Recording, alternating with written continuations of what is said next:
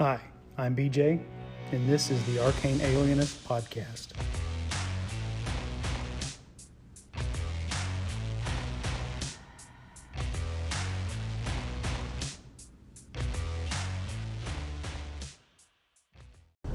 Hey everybody, this episode is going to be just a roundup of some calls that have come in from Daniel Norton and Jason Connerly, and that's what we'll do for this episode.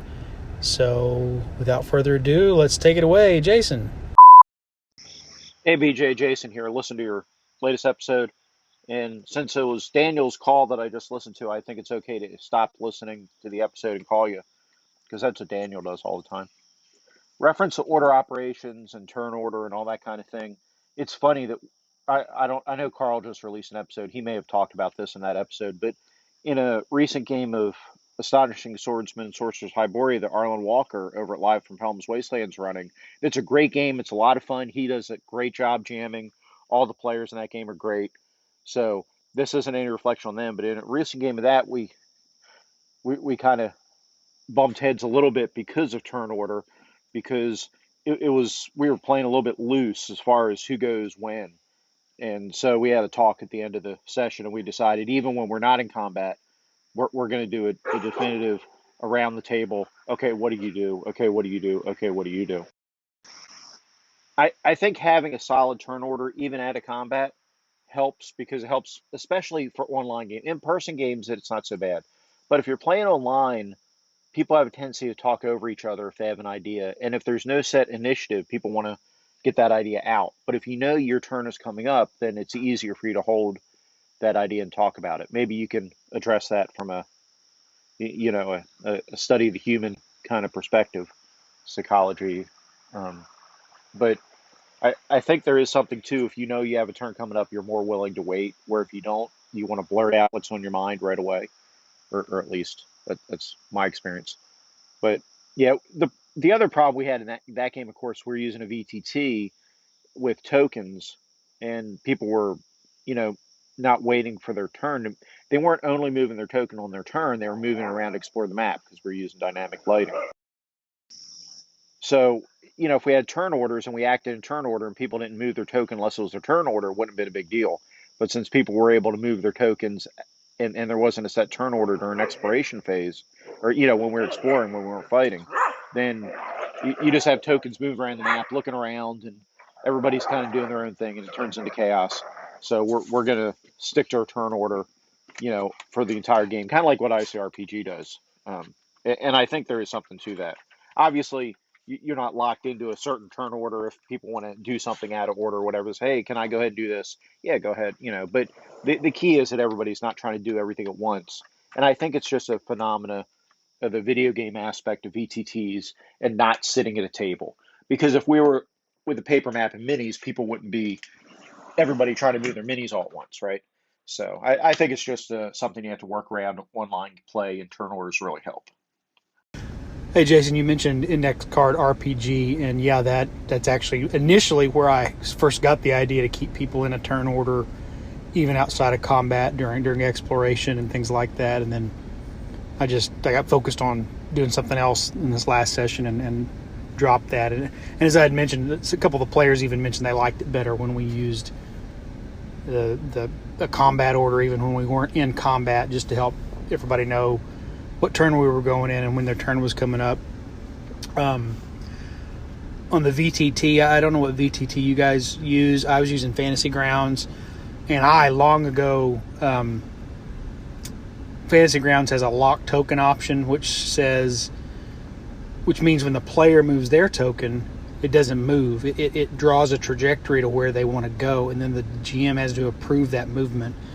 And I never used that feature when we first started, and then finally, as we got into using kind of bigger maps, I had to do that because, yeah, some people have that tendency to move their token around, and they reveal parts of the map that they're not supposed to see yet, or go places and potentially, if you're going to be strict about it as a GM, it's like, oh, well, congratulations, you just wandered off 500 yards from your colleagues and they're into a room full of ogres, and now they're going to ambush you. which you're right. People wouldn't do that with minis and a map. They couldn't because you wouldn't have that much of the map available on the physical tabletop. But because of the nature of VTTs, it just kind of changes things. So I use the token log. I don't know if that's available in Roll20 or any of the other major VTTs, but it is a feature of Fantasy Grounds that we use.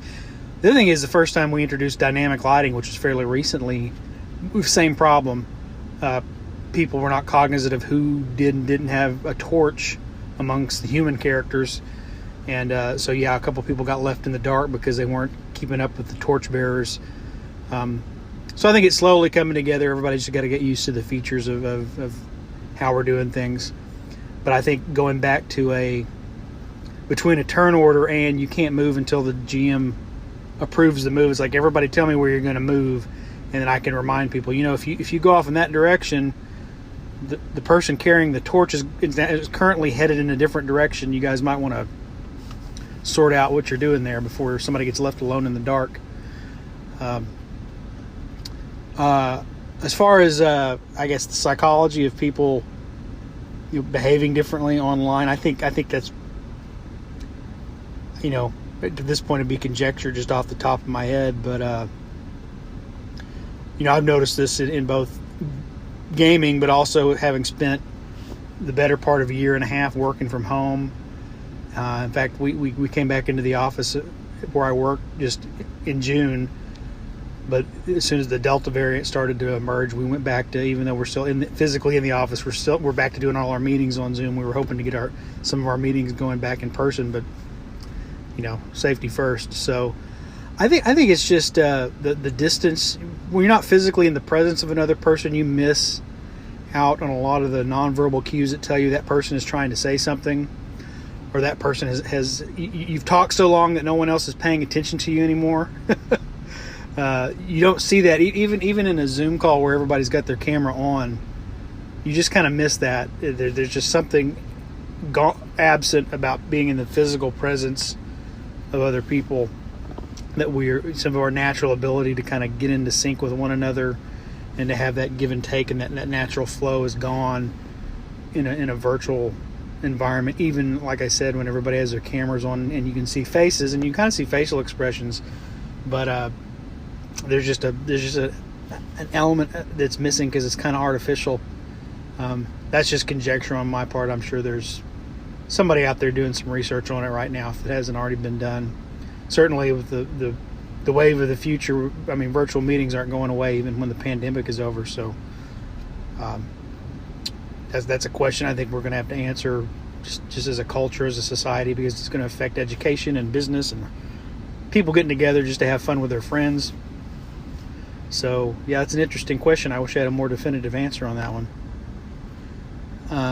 Thanks for the call on that, and I think we've got another call from Jason on a different topic. So I really enjoyed your DCC recap. I'll go listen to Carl's next. Um, we'll see if he gives us away any secrets that I was keeping from you guys. But no, I have a lot of fun with DCC. I really enjoy the system. For some reason, because it's a little bit more gonzo and zany, I feel more empowered to really ham it up with the characters.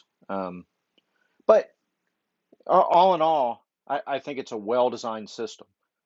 I know Carl was defaulting to 3.5 rules instead of looking things up.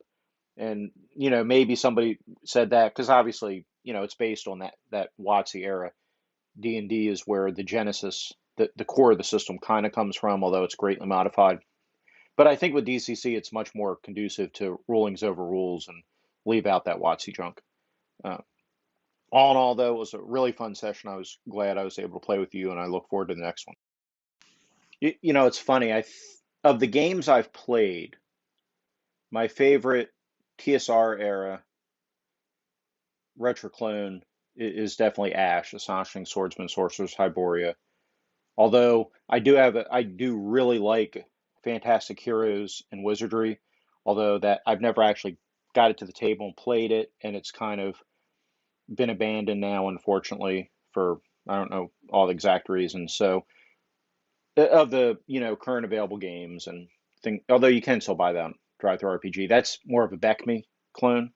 But Ash is probably my favorite of the TSR clones, and then of the WotC era D&D products, and I say era include other companies, by far DCC is my favorite. I actually don't mind Pathfinder. I kind of like Pathfinder, but DCC is by far my favorite. Unlike you, I still consider DCC to be high fantasy because you have other player races and you have all this kind of crazy stuff. But that said, it's definitely has sword and sorcery elements in there. It's got the dangerous magic and the fickle deities, which I really love. DCC is my flavor of fantasy, without a doubt. The If I want a more sword and sorcery style game, like a Conan style game, human centric kind of game, then Ash really scratches that itch. But between those two, honestly, I think I'd be pretty happy just with Ash and DCC for my D&D style games. Although I still want to get a game of OD&D with chainmail, a la Daniel Norton, on the table one of these days. Still a big fan of Barbarians Lemuria and of other systems, but of the D20 systems out there, I could be pretty happy with those two. Although occasional crunchy combat with Pathfinder would be okay. Yeah, I'm enjoying the DCC. I really whiffed my summary, so again, I would recommend everybody go listen to Carl Rodriguez's on the GMology presents his summary. He put in a lot more detail that I kind of overlooked when I did my summary. I think I was so excited about the fact that my character did a couple of really cool things that I kind of got hyper focused on what I did and didn't really do a lot of description of what everybody else has done. So I'll try to do better about that in the future. Yeah, I think I'm the system DCC is probably going to, the Dungeon Crawl Classics is going to keep growing on me. I'm enjoying it, and probably at some point we'll try to run it myself as a game master. I do like the magic system as an alternative to Vancian magic. If you want to try something different, I like the way they do it in DCC. The first issue of Carcass Crawler, which is the Old School Essentials official zine, actually has an alternative versions of magic users and clerics that use a percentile system to cast a very focused number of spells. And I guess you don't get the same variety you get in Dungeon Crawl Classics, but I can kind of see the parallel as here's just you can cast your spell and there's a % chance it'll work. So even though it looks like it works a little more like Thief Skills and OSE, it does have that same. Here's an alternative to Vancian casting. I don't know if I'd use that in Old School Essentials, but it is interesting to see people present different approaches to magic, besides just kind of getting stuck in the paradigm of a Vancian spell slot system. Because it seems like I don't know how many times Wizards of the Coast I've thought they cannot for the life of them abandon the spell. I don't know if someone's like got a gun to the head of somebody, Hasbro, that says you can never ever ever abandon spell slots in D&D, because even when they give you alternatives for like spell points and other ways of doing things, it always comes back to you use your spell points to create a spell slot. I don't know, it can get kind of I'm on a little bit of a ramp here. I don't dislike Vancian magic, but it is neat to see alternatives sometimes, depending on the kind of feel you want to get, or it changes the parameters when you use different magic systems. Anyway, thanks for the call, Jason. And now we will turn to a call from Daniel Norton. Hey BJ, Daniel from Bandit, keep calling in, talking about the idea of adding these special abilities and stuff from 5e to BX, and how that might be maybe not the best thing because of low hit points. See, I don't know, maybe it's because that I like the system better than the modern system, so I don't see it that way.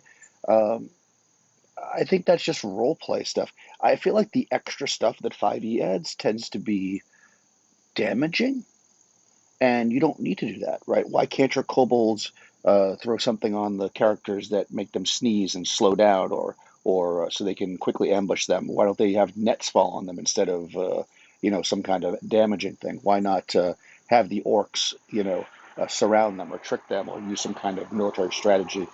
I think that the difference between the different monsters should be a role play difference, a way that you play them. They shouldn't all just be, oh, this one has more hit points than that. It really should be that orcish culture is different than goblin culture is different than kobolds, at least in my opinion. I think one of the most interesting things that we can kind of do as DMs is, at least for my style, is to get the players to think outside the idea of what's on their sheet or what's written in the book or what's the thing, and just say what they want to do and do things. And I think that you'll actually find that you'll have amazingly interesting combat, even if all the stats of all the monsters were exactly the same. Because as soon as you start removing special abilities that are written in the character sheet or special abilities that are written in the book, everything that you do becomes unique. You know, and I think that's the approach that I would take to making BX type monsters different. I wouldn't look at the orcs and go, oh, they have such and such strategy ability. I'm trying to think what they have in 5e, which means that they get a bonus to their attack. No, because that's just going to kill the characters, like you said. But the orcs being more militaristic and maybe being more organized and allowing the characters to see that so they can use that maybe to their advantage. And of course, I can't just leave one message. This is 3 now. But now I want to roll about the orcs. So, for instance, let's say that you've got a group of orcs, and they are militaristic, and they are, or probably more likely be hobgoblins, so it'd be like that. But whatever. And you see, they march in order, and they do ranks, and they fight like this, and they take turns, and that's really deadly. I mean, think of the Romans, right? But also then think about the idea of people who are taught to fight that way, but then being confronted by those that don't follow the rules, right? So you know that the hobgoblins always march forward in a straight line and confront their foes in the middle of a field. So you get up there ahead of time and you plant pit traps there, or you ambush them and you do things that the hobgoblins wouldn't normally be known for doing. So they can actually be tricked, and their kind of honor as soldiers doesn't allow them to change the way that they fight, okay, that kind of thing. So I feel like that's what I would do in a game like BX or Original Dungeons and Dragons versus, let's say, a 5e thing of just saying like, oh, they have advantages. Daniel, I think we're pretty much on the same page for a lot of the same reasons there. Yeah, the math, the system of BX doesn't accommodate that kind of stuff mechanically, but it can very much do it through how you role play the monsters, and that's kind of how I've tried to do that. They avoided a fight with the kobolds because of, again, reaction rolls and things like that, and they were willing to negotiate and kind of get to the point of, why are you here? Why are you guys here? Why are you in this mine that you're not supposed to be in? And find out, well, the kobolds have been forced to do it. It could have easily been a fight if they had just walked in there and started killing kobolds. Versus the goblins, they took a more aggressive stance with the goblins, and did pretty well, though, because the goblins are still relatively weak. But once they started hitting into those hobgoblins, that's where I did role play the hobgoblins as using a little more tactic, a little more strategy. They were a little less likely to break and run, and that's where we wind up losing a couple of our PCs because of getting, the hobgoblins not just being reactive to you coming into our lair. They're you came in, you caused some disturbances, and you left. So now we've refortified the entrance, and there's a new problem to solve. So yeah, I think you can do it through the role playing, and still get a different feel. But the DM has to. The DM has to come up with that, whereas I think in like 4th and 5th edition they gave you the mechanics of the monsters are meant to or imply a certain culture and approach to combat and approach to interactions and things like that. But again, that system can tolerate that because of, like I mentioned before, the difference in hit points and armor class and things like that. So I think we're more or less on the same page. I do think it's a good idea for players to just decide what they're going to do before they look at their character sheet, and then the DM can help resolve how that's going to work using the abilities they have, or maybe you've got to make a ruling. But that's kind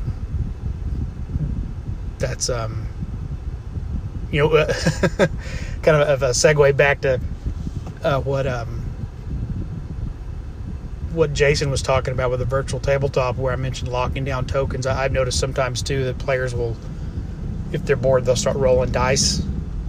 Or the VT on a VTT, they're more apt to roll a die before asking the DM, should I roll a die, or waiting on the DM to say, roll for this. And so then I've got to sort through all these different die rolls. So sometimes I wonder if locking down die rolls would be helpful, but that seems overly punitive, and it's not that big of a problem. I'm not really dumping on my players. They're good players. But I have noticed that as another feature of the VTT is, I guess VTTs do cause you to look at your character sheet more. Again, because you're not sitting at the table with other people, so they may naturally promote that tendency to look to the character sheet for solutions instead of just interacting with the GM and the other players. Anyway, thanks for the call. I always appreciate it, and we'll move on to the next thing. All right, that's going to do it. Thank you for listening, and I want to thank my callers, Daniel Norton from the Bandit's Keep and Jason Connerly of Nerds RPG Variety Cast. Everybody take care out there, and I'll be back later. And that's it for this episode of The Arcane Alienist. I want to thank Dave Bone for the cover art that I use for the episodes. Check out ironseer.com. And the music is Come and Get It by Scott Holmes Music. Thank you for listening. Give me a call sometime through the Anchor app or at the Anchor website, and I'll be back in the future with another episode.